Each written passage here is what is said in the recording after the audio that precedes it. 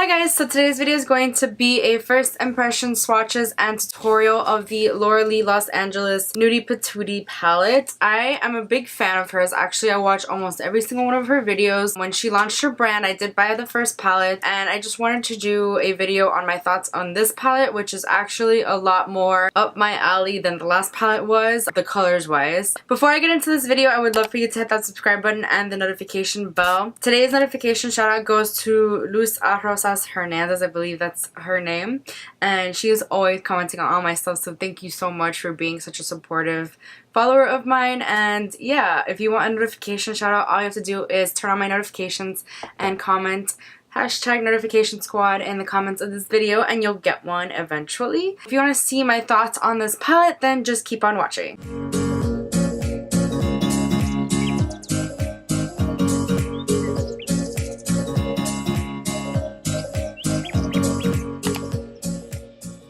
Alright, so this is the packaging of the Nudie Patootie palette. It has her logo here quite big, Laura Lee Los Angeles, and I like the way it looks because, we have the same name, which looks quite nice. But yes, it's very nice and metallic looking. And then over here it says Nudie Patootie, and on the back it has the list of ingredients, and then it has her socials and says it's distributed in the USA. It's not made anywhere else. She's very vocal about that. And then yeah, you open it and the palette is very similar, the packaging on like the actual palette, except it says Nudie Patootie quite large, and then it has the logo a little bit smaller over here, the Laura Lee Los Angeles logo.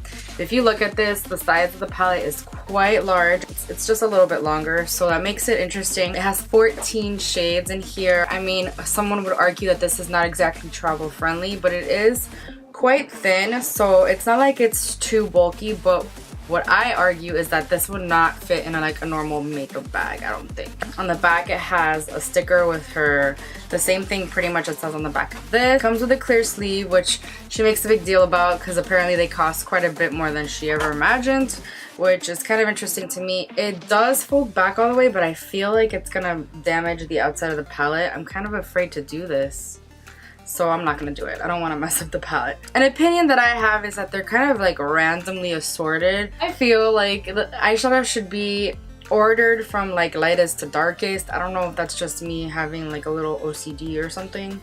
And for example, like I would put this shade next to this one, but that's just me. But I really like these shades. It reminds me a lot of the Naked 3 palette, which happens to be my favorite palette probably of all time, to be honest, my most used palette. Alright, so I'm gonna start swatching them. The first one is definitely a highlight shade. It's called Stark, and it's a white satiny feeling shade, and I don't know if it's even gonna come up on my skin tone because your girl is very white. In all honesty, it doesn't feel as buttery smooth as I would like. Next we've got Undressed, which would be a great transition shade, but it's more of like a pukey, not pukey, like baby poop brown, if that makes any sense. Ooh, that one swatched quite nicely actually. Next we've got Topless, which is a sparkly pink, which I'm confused as to why it's here. Already a bit of fallout from what I can tell. See how crumbly that was. I'm not sure if you actually saw that on camera.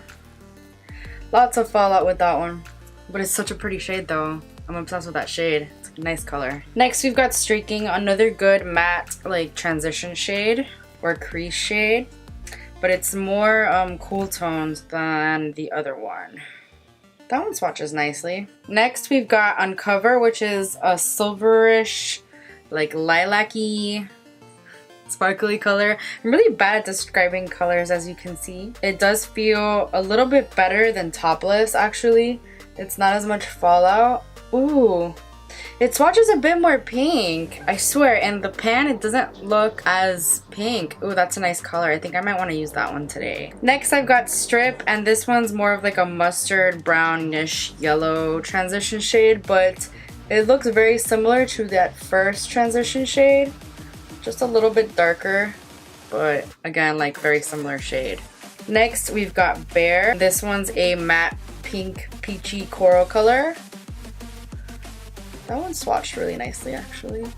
Next we've got Exposed, which looks like a lot like Uncover, like a silver like taupey sparkly color, but this one's darker than Uncover. It feels a lot like Topless, where there's a lot of fallout. I think this is quite a unique shade though. I don't think I have any eyeshadows that have this color, but a lot of fallout. Next we have Au Naturel, which is not natural at all, so I don't know why she named it that, but let's look past that. This shade I was very, very excited about because it seems like almost like a pressed glitter, if anything, so I can't wait to see how it swatches. This one feels really nice. Oh wow, that one swatched so nice. There is a little bit of fallout, but it's not as bad as the other ones, like this one and this one. Wow, that one swatched so nicely. Even in the pan you can tell it's a different formula. It's a different kind of shadow. It looks really nice. Reveal is next, and this is a cool tone brown that like a good crease color really, for to deepen like the outer corners and stuff. Seems really nice. Wow, I love it. Next we've got Jaybird, and Jaybird is definitely a shade that I wanted to use today, like 100%. It's a rose gold with glitter. Oh, it looks so pretty. This one is the same formula as Au Naturel, which is this one. Same formula, has a little bit of fallout, but still not as bad as the other two that I said had a pretty bad fallout. Next is Butt Naked, which is a like plummy, darker purpley shade. It's not quite purple, it's more plummy than anything. It's a matte shade, could deepen the outer corner. Ooh, that swatched so nicely. Very nice swatch. Next we have Buff, which is a sparkly dark brown shade. Seems to have the same formula as Topless and Uncover, which might have a lot of fallout. Oh wow, it actually has less fallout than the others, even though it's a dark shade. And the last one is Nakey Nakey, which is like exactly like Buff, but it's matte essentially, and it can just deepen the outer corner. See how similar they are? Except one's matte and one is sparkly. So now that I have swatches all over my arm, I actually like the formula of most of these shadows. So far, so good. I'm gonna start the eye look. I'm gonna start by taking the shade Streaking, which I think would make a perfect transition shade. I'm just gonna go ahead and take the lid shade that I want already, and that's Jaybird. I'm gonna use my finger because I feel like it would apply that the best. I am obsessed with rose gold. There is a bit of fallout happening, but nothing that bothers me too much. I'm gonna take Butt Naked, and I'm just gonna deepen the outer corner with this shade. I'm gonna bring this a little bit into the crease as well. So pretty. I'm just gonna buff in a little bit more of Streaking just to blend out the edges. I'm gonna put on some mascara and some lashes, and I will be right back. I'm just gonna do a little bit on the lower lash line. I'm gonna put a bit of Butt Naked, just smoke it under. I don't know if you can see this, but there is glitter all over my face right now. I should not have done my foundation first. Let's put a bit of lower lash mascara.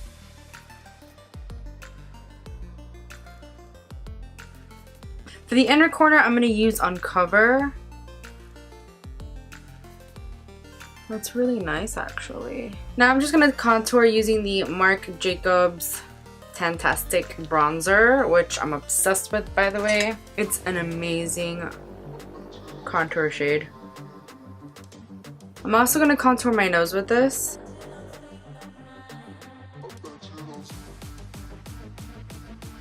For highlight, I'm first going to take the Iconic London Illuminator Drops.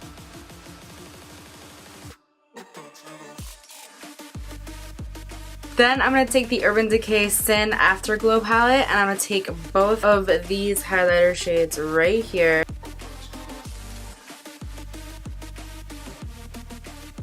And then I'm going to take the bronzer.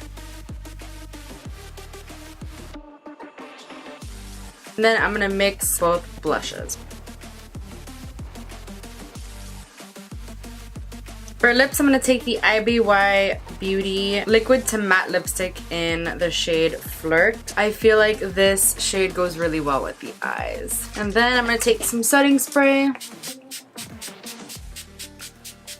And this is the final look. I'm really impressed with the way the shadows blended together and that really nice rose gold lid shade. I'm obsessed with it, but it does have a lot of fallout, which is a little sad. I do like all the shades in this palette. I can't wait to play with it a little bit more. My final thoughts are the formula is pretty consistent throughout the palette. There were only 2 shades that I was not really that impressed with, but I do like the formula of the rest of them, and I think the colors are right up my alley. I'm obsessed with nudes. But yeah, that's it for this video. I really hope you enjoyed it, and if you did, please give it a thumbs up and subscribe. I'll see you guys in my next video. Bye!